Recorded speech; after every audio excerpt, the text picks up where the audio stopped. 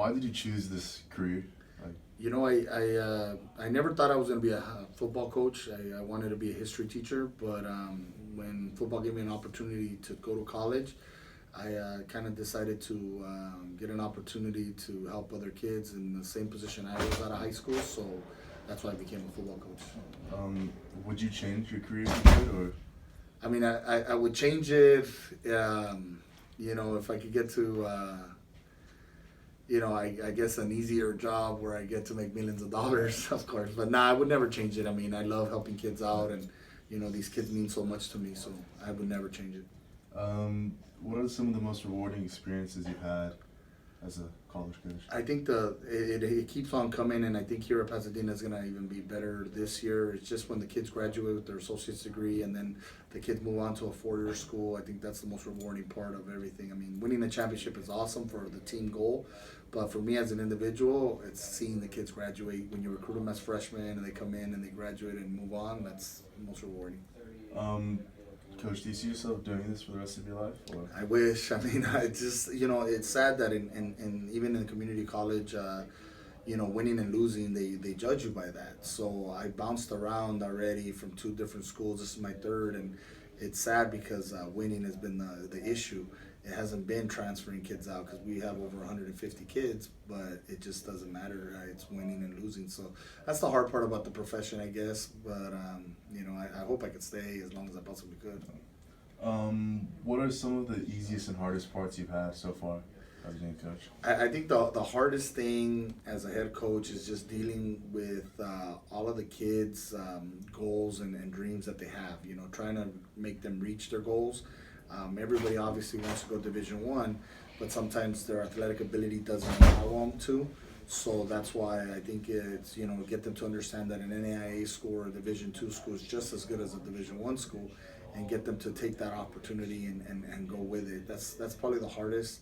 I think the easiest part is definitely just the coaching on the field. I think because you just go out there and coach up the kids in the drills, and you have a lot of fun doing that. So. What's a typical day? Typical days, you wake up at 5:30 in the morning. You get ready to go to your first job. I go teach, and then while I'm teaching there, I'm not gonna lie, I do a lot of film watching, or I do a lot of recruiting, and then come here. Then we get ready for film and team meetings, and then we go to practice and walkthroughs, and then. Hopefully my day ends around maybe 10 o'clock or 11 o'clock on a good day, and, just do it all over again. Are there any big pros and cons about being a coach, or?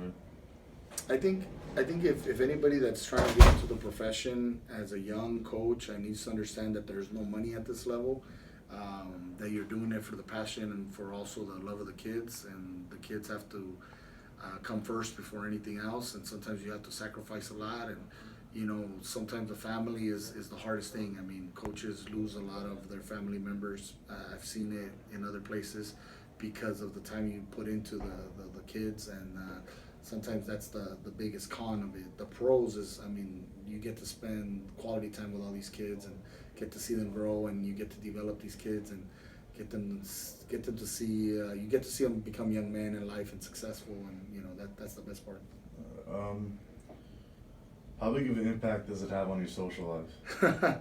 Well, it has a lot. It's major. I mean, it obviously, you got to be careful because you spend so much time at a college. You're here all the time, and you're here Sunday through Sunday. And sometimes, socially, people don't understand it. Even your friends that are not just females or people on the female gender, your friends that you grew up with and stuff can't see you during football season because you don't kind of match up their times. So. Socially, it hurts a lot, and it's just one of those things where you have to kind of deal with it, and your coaching staff becomes your best friends, and that's what we have here, so it's awesome. How do you begin your career? What was that like? I started as a high school coach. I wanted to just be a freshman offensive line coach and teach history and travel the world.